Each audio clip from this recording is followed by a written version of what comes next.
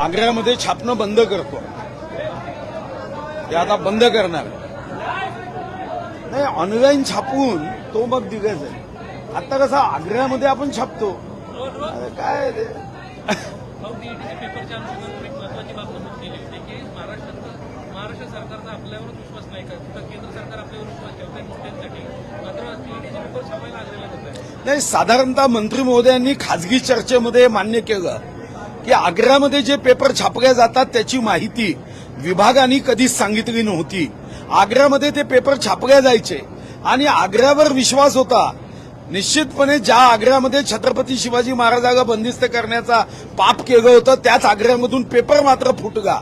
आणि आता मात्र मंत्री महोदय असं म्हणाले की यामध्ये बदल करून आता ऑनलाईन टीईटीचे पेपर करण्याच्या दृष्टीने आम्ही विचार करतोय. आणि मी माननीय मंत्री महोदयांना सूचना केली की सर्वच परीक्षांच्या बाबतीत एकदा आढावा घेतला पाहिजे आणि आढावा घेऊन आपल्याला उत्तम पद्धतीने फुल प्रूफ व्यवस्था केली पाहिजे. विद्यार्थ्यांच्या मनामध्ये परीक्षा व्यवस्थेबद्दल जर एकदा अशा पद्धतीची भावना निर्माण झाली तर मग कोणाचाच विश्वास बसणार नाही आणि नापास होणारा विद्यार्थी म्हणेल की चूक माझी नाही सरकारची आहे, कारण पेपर फुटल्यावर तो पेपर माझ्या नशिबात आला नाही.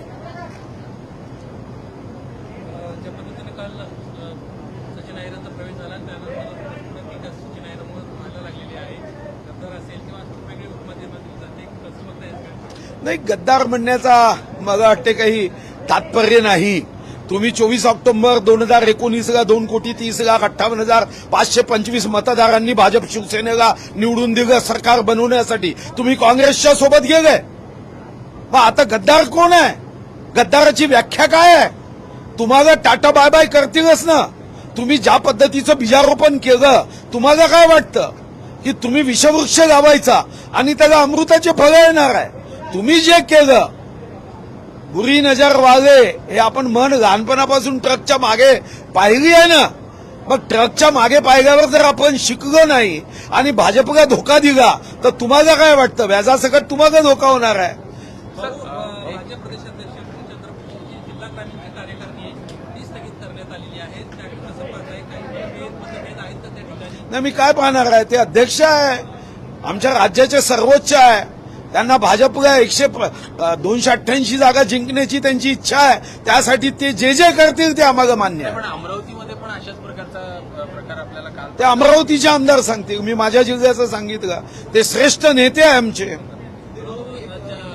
आपल्या बाबतीत कुठेतरी काही त्यांना अडचण होती का त्या जिल्हाध्यक्षांच्या ज्या पद्धतीनं? मी वाघाच्या भूमीतला आहो, कोण अडचण करणार आहे? भाऊ हिंदी में जानना चाहेंगे, कल आदित्य ठाकरे एक होने देना, एक हिंदी होने दे, एक सवाल. अरे यार, 10 सवाल.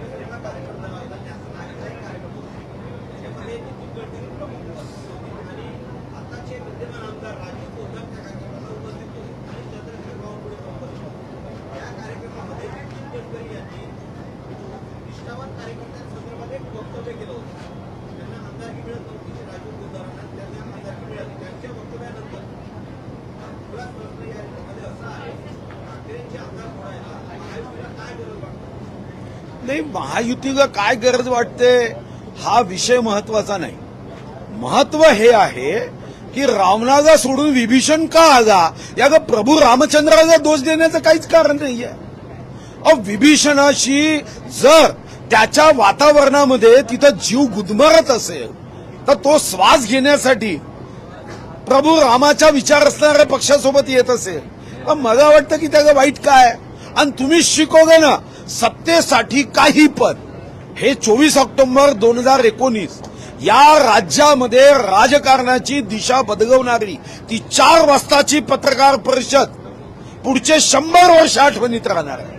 भाऊ कल जिस तरह से सचिन अहिर आए एकनाथ शिंदे का, उसको लेके आदित्य ठाकरे कह रहे हैं कि ऑपरेशन टाइगर नहीं है, ऑपरेशन देवेंद्र फडणवीस है, इस तरह से बयान दिया. नहीं, ठीक है, वो माननीय एकनाथ शिंदे जी के गति को कम करने के लिए ऐसे वाक्य बना के स्पीड ब्रेकर लगाना चाहते हैं तो उससे कोई एकनाथ शिंदे जी को आप रोक सकते हो क्या? अरे जो नेता 50 विधायकों के साथ बाहर निकल सकता है उनकी चुंबकीय शक्ति क्या होगी, इस पे बात करो ना.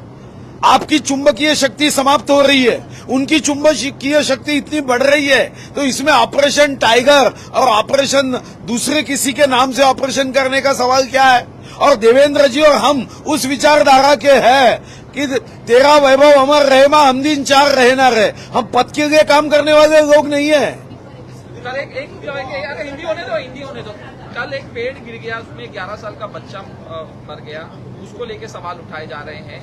ये सवाल उठाना बराबर है, क्योंकि मैंने भी चैनल पे देखा कि लोग बार बार अधिकारियों को ये कह रहे हैं कि ये पेड़ धोखादायक है, तो लोहे को जंग चढ़ते हुए मैंने देखा है। ये बुद्धि को कौन सी जंग चढ़ी है कि निवेदन आने के बाद उसका आकलन नहीं करना, मूल्यांकन नहीं करना, आपको 7 पे कमीशन चाहिए, पैसा चाहिए, आपको अपना परिवार प्यारा है, और लोग जब आपको निवेदन देते हैं कि ये पेड़ धोखादायक है, तो आपको क्या हो जाता है? आपकी बुद्धि को जंग चढ़ता है क्या? क्यों नहीं करते आप मदद? तब सोचना चाहिए, उसका आकलन करना चाहिए कि अगर वो पेड़ गिरने लायक है तो परवानगी लेके उस पेड़ का ऑपरेशन करना चाहिए, मगर आप वो करते नहीं हो, ये शर्म की बात है।